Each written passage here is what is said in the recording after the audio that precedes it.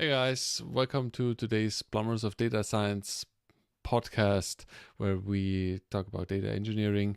And I have two guests today. This is a recording of a conversation I had with Mikael and Max from Zalando this morning. Very interesting. They have been talking about the data platform at Zalando and data pipelines and what systems they're using. Super important. Have fun watching it. It's about an hour. We had a lot of interesting discussions and they showed a lot of interesting stuff. Have fun and learn how they use AWS for their data infrastructure. After the thing, don't forget to like it. Check out that in the description I have links to these guys' profile on LinkedIn and a lot of other things that we have discussed. And then let's discuss this video in the next live stream. Have fun. Bye-bye. Yeah, welcome to this stream, Max and Mikael. This is the second stream we have, or I have on the channel with guests. Usually I'm talking to the chat and myself. So thanks for being here. Maybe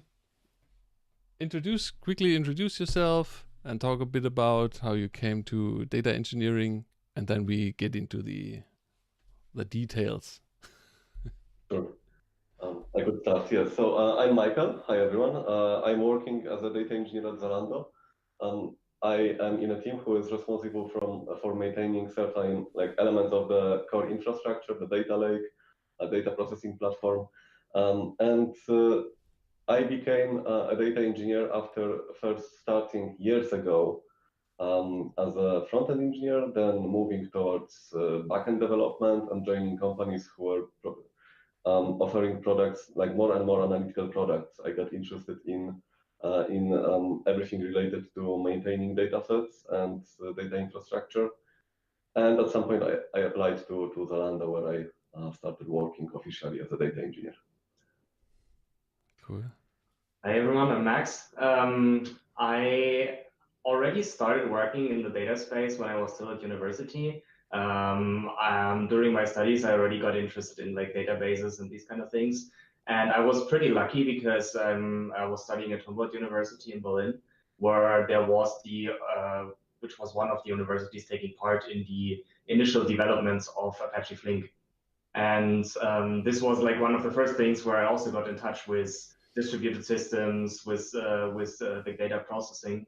And pretty early, I had the chance because the database chair that I was already working with was part of that. So I grew into that part as well and took part in the initial development of Apache Flink, which was a pretty cool chance for me to already get into this. And actually, I just right after university, I joined Zalando, which was about 3.5 years ago. And since then, have been working in exactly the team that Michael mentioned, working on the data lake since the very beginning, and got into all these things like setting up the general data lake and all the details around data processing platform that Michael also just mentioned. Cool. Interesting. So yeah, the paths that a lot of people are doing, or that they're doing, is very different. And I find it interesting that Mikael said he's coming from the web engineering side, and so, or from the web development. So people are more and more interested then, or then developing an interest for this data processing, data storage, data management Yes.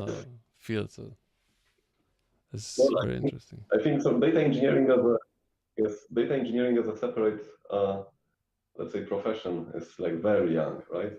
Yeah. You don't get data engineering. You didn't data engineering, let's say, job adverts, I believe, 10 years ago still, right? Usually you No. will be a backend engineer or DBA, right? So the database administrator. And from what I have noticed, people joining data engineering profession are coming from mostly three backgrounds, either distributed systems or backend engineering or DBA, which means database administration. Because you have to be a bit of all of them when you want to be a data engineer. and at the same time, your biggest interest needs to be in the data as a product, right? So when you build a backend service, you actually want to hide data. When you build a distributed system, you are mostly interested in how it, like, in its resilience, or how it behave under like difficult conditions. Yeah. But like when you start focusing on the quality and completeness of your data, when the data is your product, you start becoming slowly a data engineer. And I think it emerged as companies started gathering more and more data that they couldn't process actually. Yeah, And that's true. the supply of data is still growing much faster than companies are actually able to consume it in terms of insights. So Yeah, here that's we right. yeah, trying to help them. Yeah, this is a good point. As you said, you want to hide the data, you want to hide the whole back end, so that you can make the most of the data, and not to the actual user, or to the data scientist. And this is why I called this channel Plumbers of Data Science, because it's more or less the background, the stuff you don't see, but that's interesting. It is plumbing in a way. I also like the term data janitor. Yeah. That's When you true. care about the quality and how clean the data is. Yeah, cool. Okay, do you want to get a bit into Zalando and what you guys are doing? Yeah, I think I can just give a very brief overview of Zalando as a whole, and then we can get a bit into how the data landscape at Zalando actually looks like. So for those who don't know Zalando, as followers of your channel, Zalando started as a startup around 10 years ago to sell shoes online. And in the last 10 years, actually grew to become the biggest online fashion retailer in Europe. I think in 2018, we had over 5 billion in revenue already, which is quite impressive numbers for a company that's only 10 years old. And the interesting part for us here is that by now we also have over 15,000 employees, of which over 2,000 work in tech alone. And this is a very interesting part for us, because like everybody works in tech at some point or the other comes into touch with data. So all of them are potential customers for like centralized data solutions, and people who not just need support on how to actually process data, how to actually get data, and how to actually make sense of it. And that's basically where we come into place. So first of all, we are part of a bit bigger department at Zalando, which is called Data Solutions.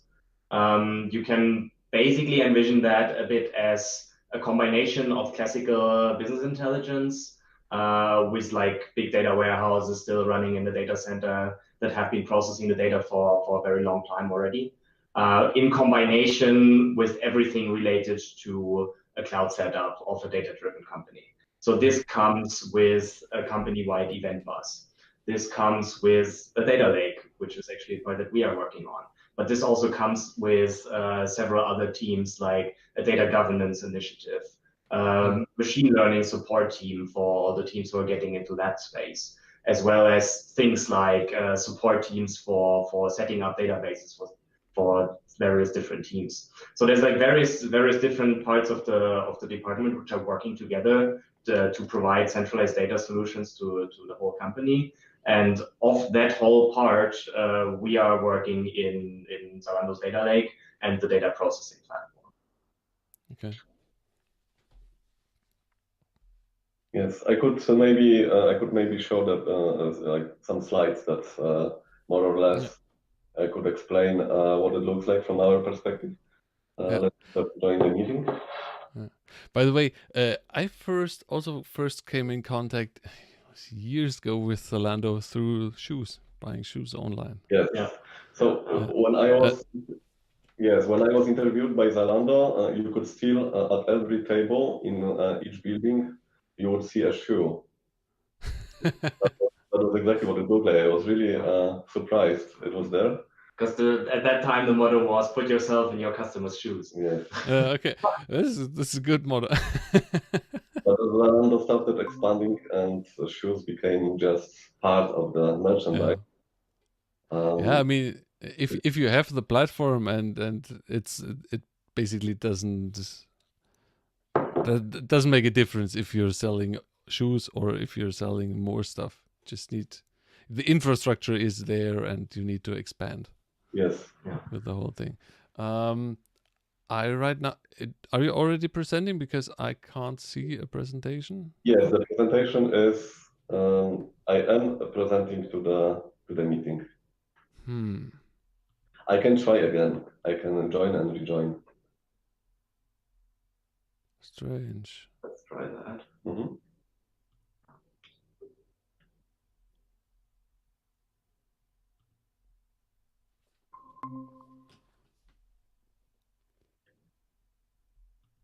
How about now?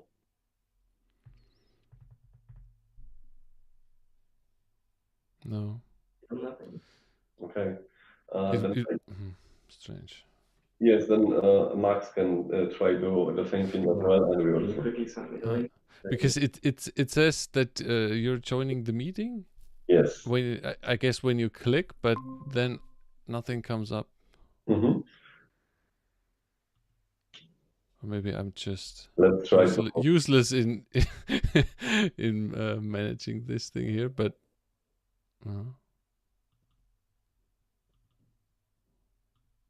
Oh no, don't send me the link to the meeting, but the presentation.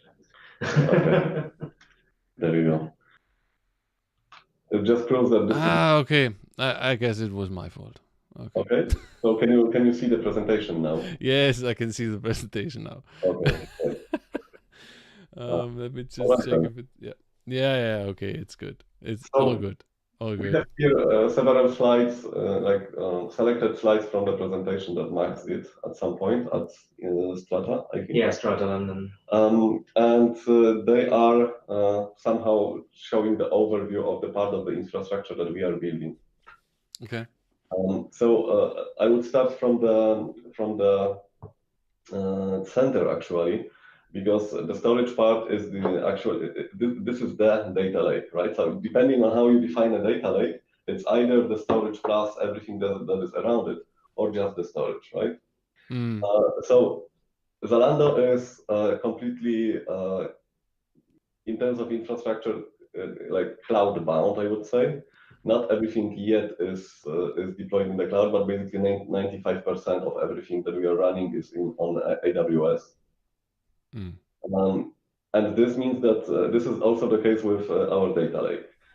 This has a pretty obvious implication that most of the storage is done through AWS S3. Several buckets depending on the data set and on the format in which it is stored. We are still using Hive, Apache Hive deployed in EMR as a metastore. However, we are thinking about migrating to AWS Glue because of the scalability issues with Hive. And on the left side, what you can see is our three main data pipelines that are feeding the data lake, and on the right side, ways to consume this data and discover it. We have three main data pipelines. The first one from the top is transferring about almost 3,000 data sets by now. This is the central event bus at Zalando that is transferring all kinds of information, mostly transactional and operational, but also business processes and parts of the reporting infrastructure.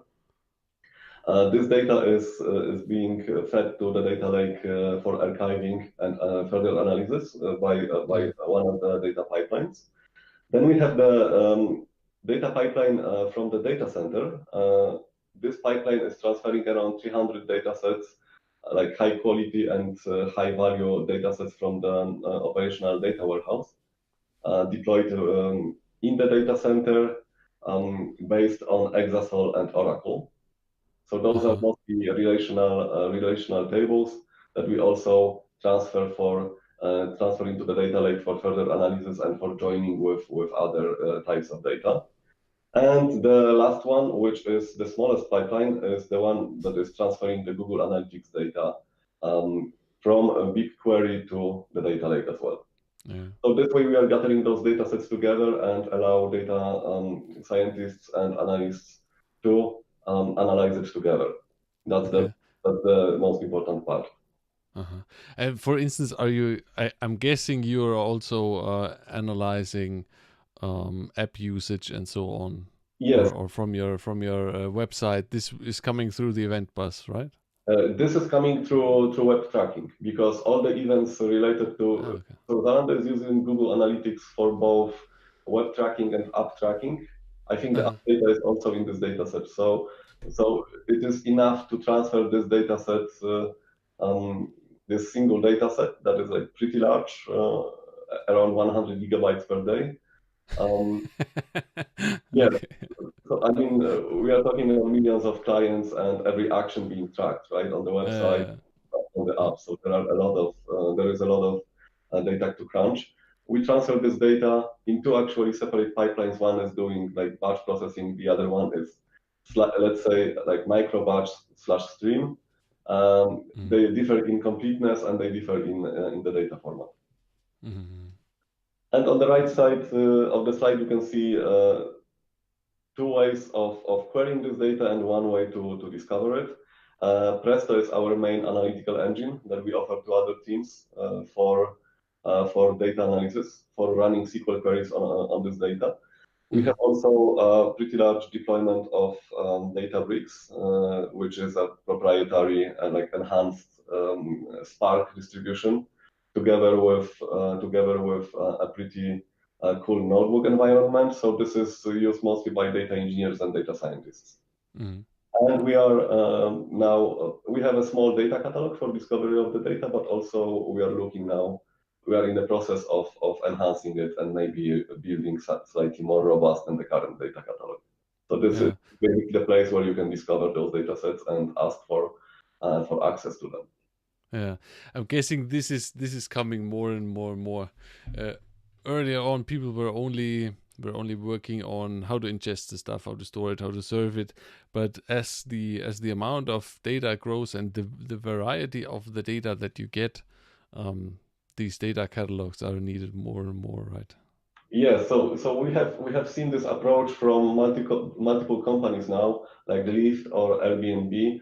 They are essentially either buying something from a vendor or they are developing something that you could call Google search for data sets, right? Mm, Data sets are being treated as assets, as discoverable assets with like rich layer of metadata around them. And what we have seen in those systems is that not only will they let you discover the data set, its structure, its properties, but also um, give you relevance in terms of how relevant is the data set could be to you, which data set is most popular because it is queried the most, right? yeah. Um, Elite, I believe, is using the PageRank algorithm actually to rank the data sets in terms of popularity. So what you get is literally like Google search results for data sets. That's cool. Okay.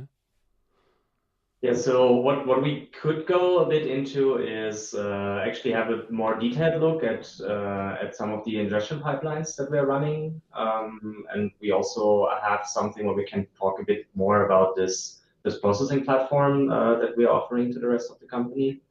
I would suggest that we just start with one of the ingestion pipelines. Yeah. Yeah. Yeah. Let me move Yeah, on. we have around 25 minutes, I guess. So I'm keeping my questions a bit down. Yeah. I don't want to stall you that much. But what is pretty interesting to see here is just by the logos that are on the screen here, we are actually pretty heavy users of the serverless offerings of AWS. So we are heavy users of like Lambda, SQS, SNS for some other use cases, things like DynamoDB as well. And what this pipeline is about, this is the event pipeline that we spoke about earlier. This is for getting the data from the event bus into the data lake, but also doing some data preparation on that way already. The very first part that is happening here is our event bus is who you see here on the left is called Nakadi. It's actually an open source project, and it's basically an API wrapper around Kafka. So feel free to check that out as well. This is a pretty cool project with a very nice web UI as well, where you can actually do some analysis on the events already while they are still in the event bus. Mm-hmm. This comes with its own archiver, which is basically a very what we call dump. So it just dumps all the data in a very stupid way to S3 in like big batches. There's no clear separation of between single events and these kind of things. So there needs to be a bunch of cleaning before we can actually offer this data to the users. And what is basically going on the data plane is that at first we actually have to explode these files so that one record is actually also one line in the file so that you can analyze them separately. And then we have some specific data pre-processing like repartitioning or conversion to, for instance, binary format. Right? And how this actually looks like on our side is that we are using Lambda here for most of the processing. And basically, whenever an event ends up in the S3 bucket, whenever a file ends up in the S3 bucket that the Nakadi archiver is writing to, an event ends up in an SQS. So you get a notification that a new file is there. And with this event, you can directly trigger a Lambda again, and then Lambda picks up the file and actually does the processing for you. One pretty cool thing that we turned like somehow into a pattern, which you can see here as well, that our SQS plus Lambda combinations always have a dead letter queue attached to them as well. So whenever something goes wrong in the Lambda, the message actually gets pushed back. There's a couple of retries, but eventually you have to give up, or you will be spamming your Lambdas all the time. They keep on failing if it's non-transient. So the message actually ends up in a separate queue, which is a dead letter queue. And the very thing here is that the dead letter queue can again be attached as an input to the very same Lambda. So obviously per default it's disabled, else you keep on spamming yourself again and over and over. But you can then actually go there, fix the bug that you saw on your Lambda, and you're not losing any of the messages of new files that have been arriving. And once you fix the bug, you just enable the queue. All the messages from the dead letter queue flow in again, and you basically have resilient reprocessing. Okay. Because the most important part here is not to lose the messages, right? Every message is an indication that a new file has arrived. So it is fine to be slightly late with the processing. It is fine to be, let's say, producing duplicates because this can be handled later. However, we need to be complete. And this is the queues are so important. And this is actually a feature of SQS itself. You can do it more or less like very easily, either through AWS API or to the interface, like set it up. Cool. Yeah, that's why you see our Lambdas here. They always have two small symbols of SQS on the bottom, which is exactly, it's the input SQS that we're using and the dead letter queue, which is the second SQS that comes from. And that's why we even turned it into a single symbol, because it's a pattern that reoccurs everywhere for us. Okay. What is then happening, and this is actually another pattern that we used multiple times later on as well, is that if you actually want to have multiple consumers, SQS is not the best thing to have actually, because once you consume a message, it's gone. So we actually need to have something else to fan out, and this is where SNS is actually perfect for, because messages end up there and you subscribe to them, and it's basically like a small event bus again. So you can have sort of a pub-sub where you can have multiple consumers who see the same messages and who have their own state of how far they actually are with the consumption. So basically we have then, once we have these raw files, which are just like split of one line as one record, and that's pretty much it. We have another Lambda which prepares the meta information again to be consumable by multiple downstream processes.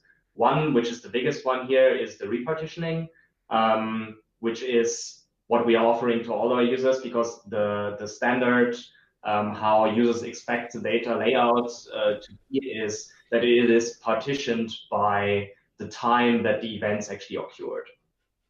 So there has to be some time partitioning, which is not the default case. So we are actually having this repartition lambda where we basically again read all these files and repartition them by occurred at date. And this is how they end up in what we call the data lake main bucket, where they then become available to our users, for instance, via Presto tables. Yeah.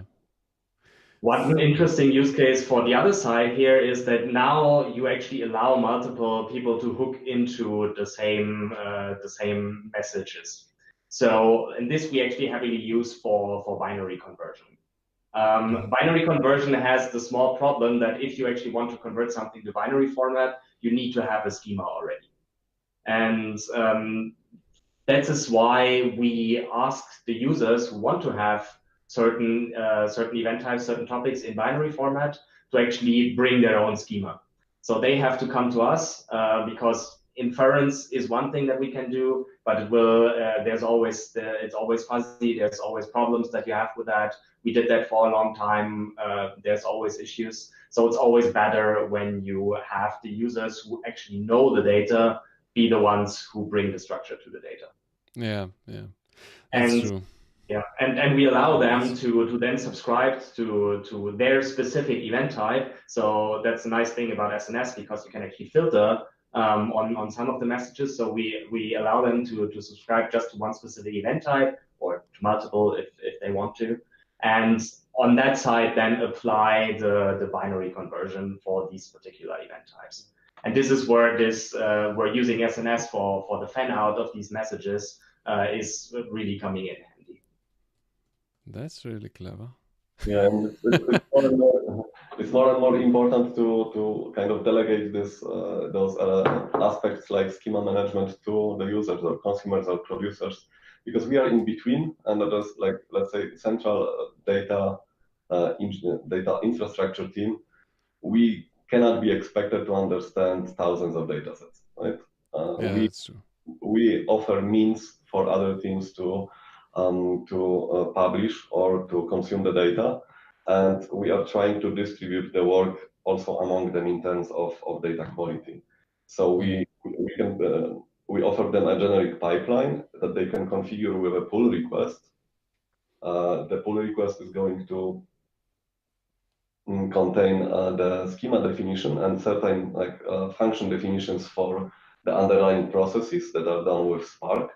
And we then deploy it, and they, according to this pull request, the consumers now can consume a new version of a certain data set that they defined. So we are delegating it as much as possible as well. Yeah, but as you said, that makes sense because the ones who knows the data sets or what they want to do with them the best is the actual department who is going to use the data. Yes. And so I'm guessing that it would also not only be a terms of you don't know exactly what to do. It's a problem in terms of volume, that so many people want to do stuff that you would need a huge central department to do all this stuff. Yes, and actually, so this is why we try to actually decentralize, which it sounds interesting, maybe paradoxical in the context of a data lake. However, certain aspects of it have to be decentralized because there is knowledge about data sets that is always local, right? Yeah. And especially for transactional data that has a structure that changes very often. And then you have to somehow handle things like schema evolution, like schema conflicts and so on. We cannot do it. We are a team of 10 people now, and we have several large components to maintain, thousands of data sets. So we are like the bus, right? We are the infrastructure, and try to definitely push as much of this work as possible on others. Yeah. How much can the department do by themselves? Can they do updates by themselves, or do they need you for that? They can update the schema. They can update schemas with pull requests. We still need to do like additional deployment of some of the components, but it's not that time consuming, right?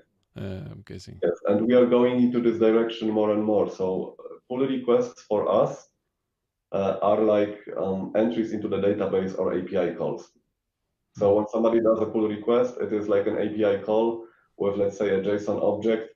Please do this operation. And we do it with pull requests because we are working according to the principle of infrastructure as code.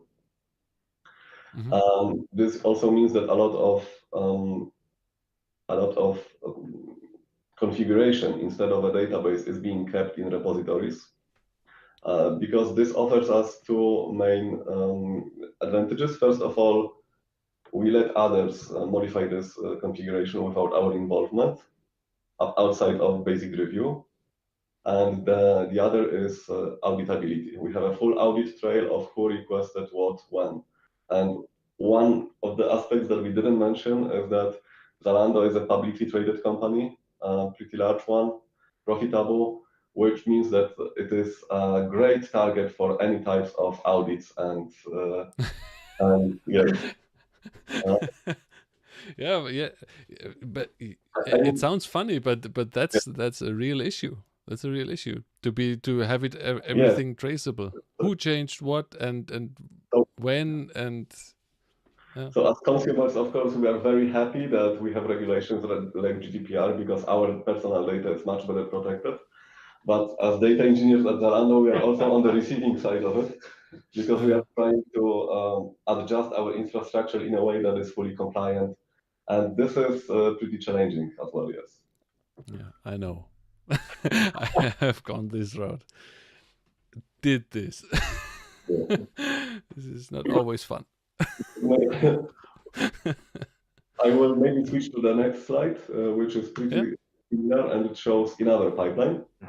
This is the relational data pipeline that we've been talking about. So the pipeline that actually gets the data from the data warehouse, which is still running in a data center. And what you see here on the slide is pretty much just the control plane. It doesn't really show you what's actually happening. So just to describe this in a few words, we are, as Michael already said in the beginning, we are having like 300 tables which are still sitting in the data warehouse in the data center that we want to copy over to the data lake.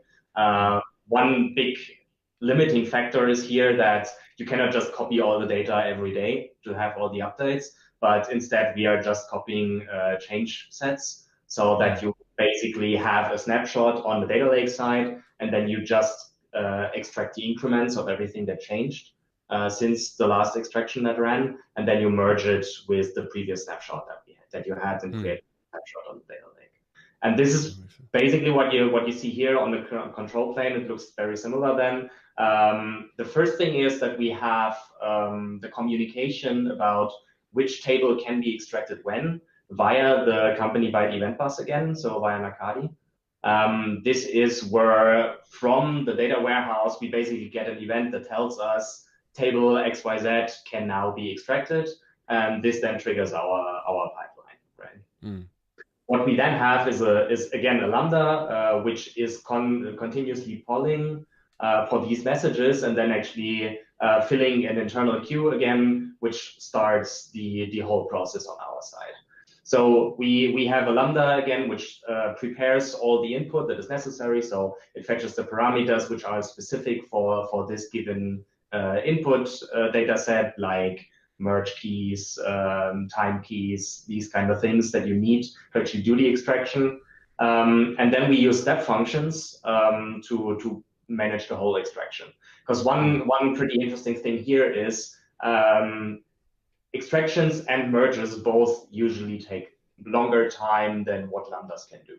So you actually cannot do your processing just with Lambdas anymore because they have limiting factors. They right now, even though it's increased already, have a maximum runtime of 15 minutes. So your longer running processes you cannot do with Lambda anymore. That's why we are using Spark here. And again, as Michael said in the beginning, we are using Spark as managed by Databricks, which comes with some nice interfaces and some nice additions to the system. But basically what we're doing is we're running a step function which manages the Spark job. How does that look like internally? There is one part of the step function which starts the Spark job. And then basically in the step function, we have a loop that constantly checks the status of the job. And once the job actually completes, you get the notification that it's now done, and then you move forward. So once the job completes, you have your incremental data set now on S3. So you move to the next step of the pipeline, and the next step of the pipeline looks exactly like the first step again.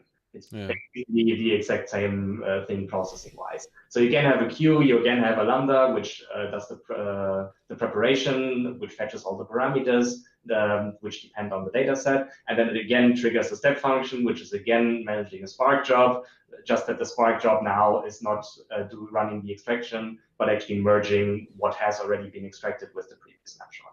And after that, we actually have some what we call signaling to the world, which is by now even a bit more sophisticated system, where we basically tell the people now this data set is available in the data lake, and you can now use it for downstream processing. Yeah. Maybe 1 minute about step functions, because this is a component that has been introduced on this slide. So those 3D square icons are representing step functions.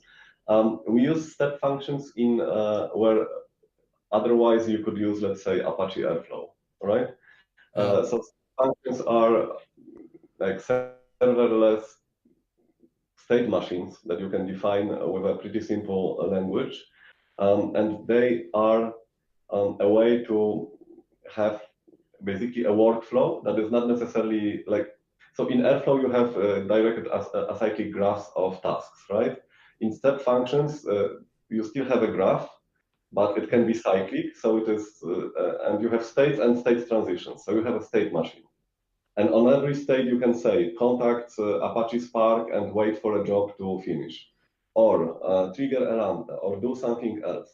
And this way, you can have a pretty easy to deploy and define, but also completely serverless way of managing workflows in your data pipelines.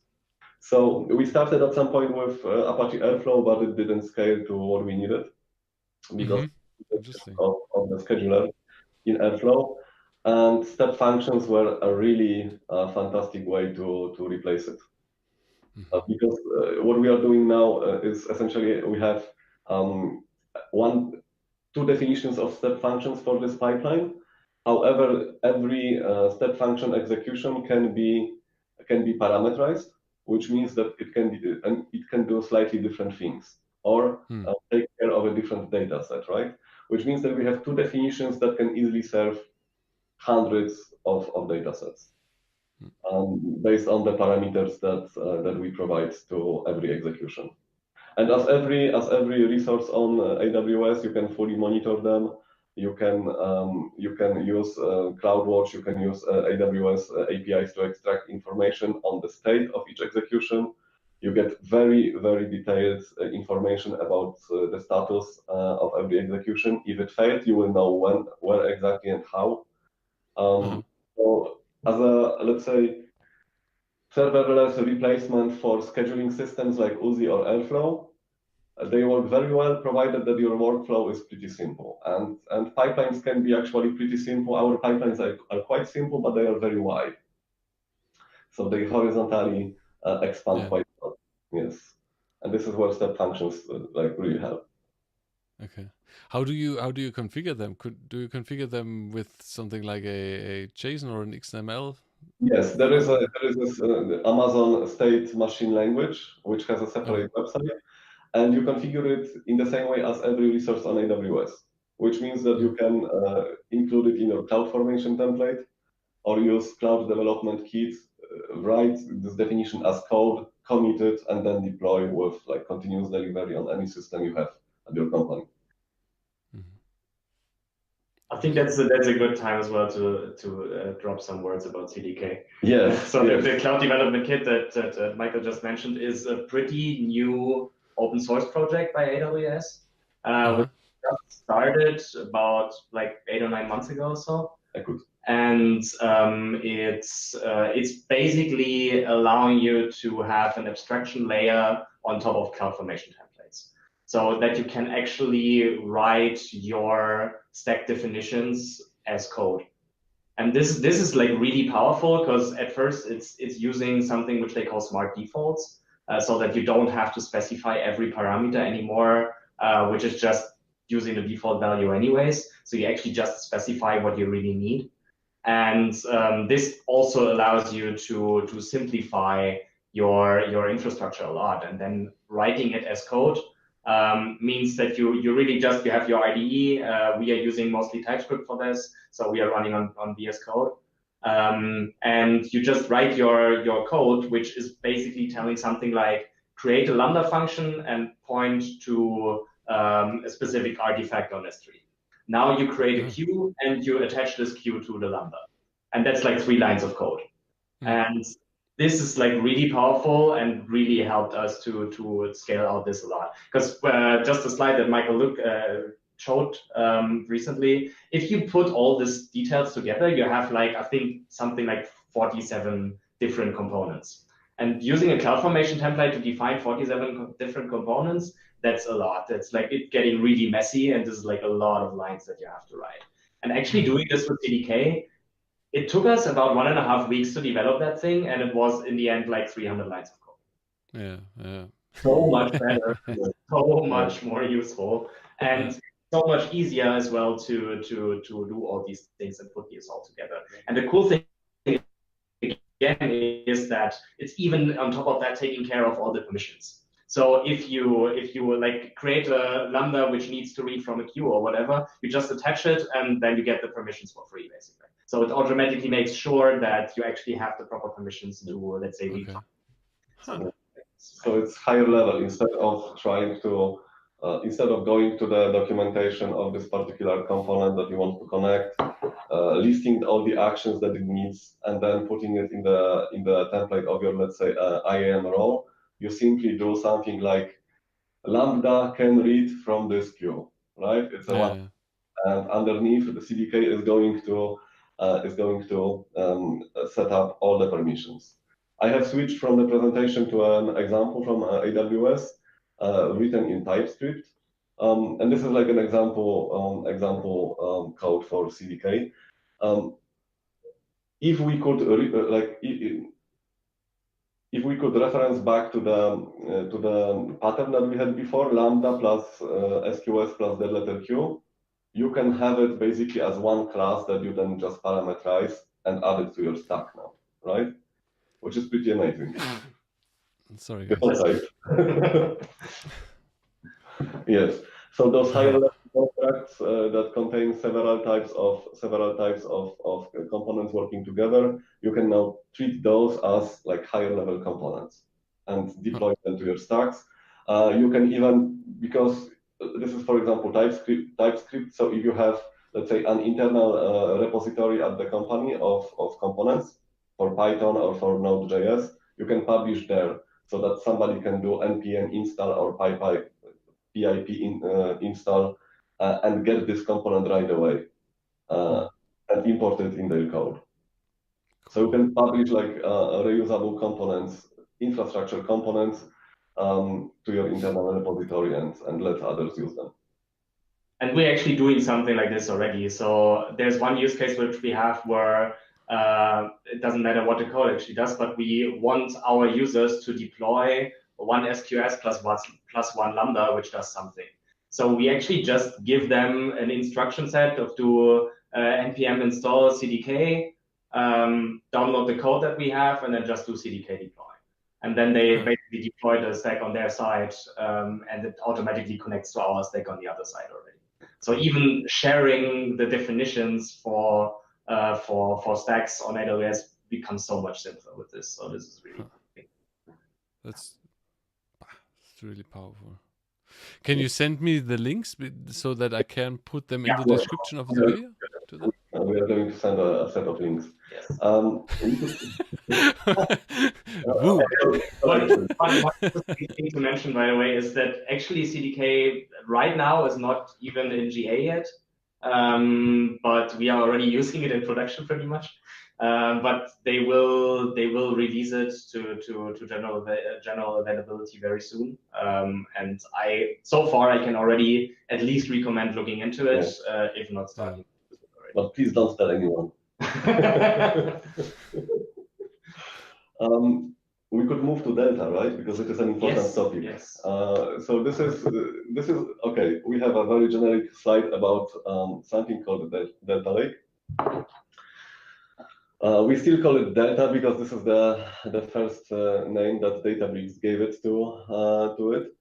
It is so Delta or Data Lake, now open source, is a table format. It's a big data table format that is based on Parquet as the underlying storage, and a thin layer of metadata that is stored in the same location as the data. And with some additional components, what it offers are certain ACID guarantees that you normally expect to have from like more traditional databases like Oracle or PostgreSQL, right? So with this format, you can have similar behaviors like, let's say, snapshot isolation or transactional rights or non-conflicting updates, or let's say ability to read an older snapshot while a new write transaction is being executed. You can have those things in, let's say, like Hadoop big data ecosystem. This works well, of course, with Databricks runtime, but as an open source format can be used now with the open source version of Spark as well. So actually, Max could tell you much more about how it is used in the relational data pipeline, because we are using it heavily there. Yeah, so like one of the interesting things is that what I told you before about the extracting these increments and then merging them with the previous snapshot. For us, before that, it always meant that we had to create a new snapshot. One of the cool things here is that you can actually have an update for your files. So you actually say you basically have an upsearch of your new increment, and then Delta figures out for you what are the files where actually something changes. It writes new files with the updates while still having the old files there. But just by updating the metadata, you basically now tell that this file is not active anymore, but the new file is now active. And there are cleanup operations, so you can actually say, okay, now you completely clean up, which again makes your raw files basically be just Parquet and be readable by anybody else. But the cool thing here is if you're actually able to understand this metadata, you even gain a lot from keeping this history around, because now you can, as Michael already said, have a look at how the data looked like 2 days ago, for instance. So you can really fix your snapshot, and you can do time traveling on your data, which specifically for machine learning use cases is super valuable, because you actually need to have like some immutability on your data sets that you're using for training your model. Because if your data constantly changes, you will never be able to rerun an experiment and actually have the same result after all. And this is like a very powerful feature. And on top of that, you gain a lot in terms of performance, actually, because one of the most expensive operations when you do data processing on AWS is file listing. So when you actually want to figure out what are the files that you need to process that are lying on your S3 bucket, the first operation you always have to do is to list all the files. And this is a very expensive operation. And the cool thing here is now that you have this additional metadata, which in one small file actually tells you what are the files that are currently active, you don't have to list them anymore, because by just reading this file, you already know what are the files and you can directly address them. And this gains you a lot in terms of performance when you actually want to read this. Okay. And the cool thing here is, like, it was just open sourced, I think, around a month ago at the last Spark AI Summit. So this is pretty fresh. We have been quite lucky because we've been using Databricks for about a year now, and it was already part of that offering. But in terms of that, we've been pretty lucky to now come to the position where it's actually open source, where we can talk about how we already used it in the past, and how we very much benefited from that. And many other data processing platforms already have at least roadmaps or already actively working on integrating it as well. So there's, I'm not sure like what's soon coming, but there are several other ones which are already working on that, where you would benefit a lot. Let's say if, for instance, Presto would be one of the examples that we are heavily using. If they would have this integration here as well, then we would directly benefit from having this here as well. And by having it open source, this is one of the next cool big things to watch out for, I think. Yeah, it's always when stuff starts to getting open source and it's and it's good, then it's going to take off. Yeah. It's going to take off and be. Yeah. We expect like an ecosystem to grow around this format because it is pretty widely adopted now anyway, at least whenever you see the Databricks distribution of Spark at the company. And it offers like really good benefits. And like you can see that it is a problem that like the problems that the Delta Lake solves are repeating themselves at many companies, because you can see companies trying to develop something similar.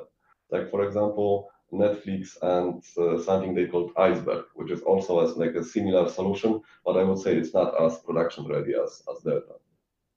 But same issues, listing of the files, snapshot isolation, and so on, and all those guarantees that are not currently present in most of the like big data deployments, however we would define them. Yeah. We have, because how's the time right now? It's 10. Yeah. That was not the question. So do we still have some time to talk about something else, or? Well, you said you have to leave at 10, so. I think we could maybe because we presented what we have more or less, but we could present where we are going to, right? Where we are going to put infrastructure in the future. So from the centralized data lake, we start moving towards something called Federated Data Lake. And this means that instead of just moving data, we let others bring data by simply exposing it to the central like data processing infrastructure. So if you have a bucket with a data set, you do not have to anymore copy it to the central bucket, which doesn't always make sense. What we need is to just let our processing components like Presto, Databricks access it and catalog it, right? And from then on, it is part of the data lake. So the data lake itself is becoming a distributed system. It's the storage is distributed. You can bring your data by exposing it to our infrastructure. And the only thing that is common for all the buckets that are being exposed is the metadata layer around it, which means discoverability of the data sets, descriptions, schemas, ownership, data lineage, all those elements of metadata. And another layer that is not necessarily mentioned here on this slide is also the authorization layer, of course. Once you start federating, you need to have a solution for federated permission management as well. Yeah, for the governance of the whole exactly. thing. And this is where we are moving to. It makes sense, because when when most of the stuff is already on a cloud platform like AWS, then why not, right? Yes. So instead of copying the data, we just bring the processing, the computation to the data, but treat all of those like spread around distributed buckets as one storage that can be used by others to access the data, process it. And the interesting thing is that like some of the centralized components, they are not gone all of a sudden, right? There will still be a centralized storage for some of the data sets. For instance, the data that gets centrally archived from the event bus, it will probably be like that forever. Yeah, so that not everyone needs to bring their own data for every small data set that they have, but there's some form of centralization still, as well as the processing platform, like as long as it's managed by us as a centralized team. And not only having like Databricks as a processing platform, but also having Presto, providing that to others again means it's running under a centralized hood. But as Michael mentioned, you basically bring the computation to the data. This is the more important part here. Yeah, the cool thing is that you can basically have departments that are doing some stuff. They are setting up their own RDS, and I don't know, make a web interface, the internal stuff or whatever, and then they can say, okay, let's connect it to the federated data lake and let's do some analytics on top of it. Yeah, one exactly this pattern could be pretty easy achieved with Presto. So let's say you have a valuable data set in a PostgreSQL database, right?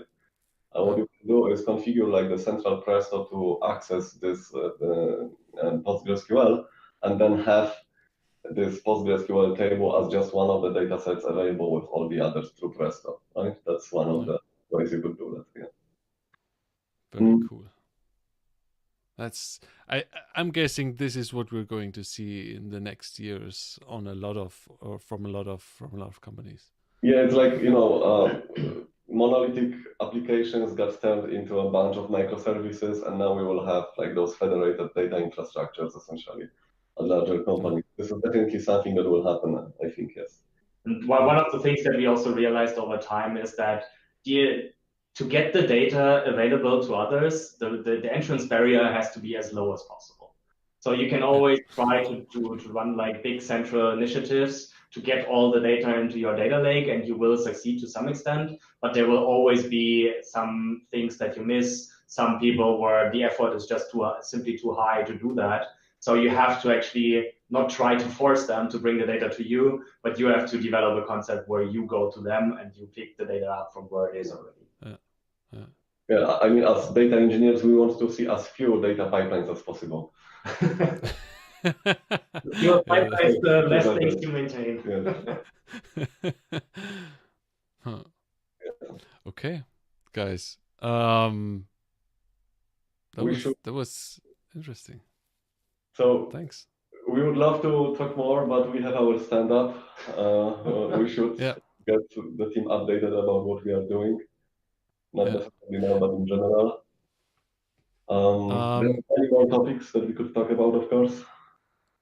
Yeah.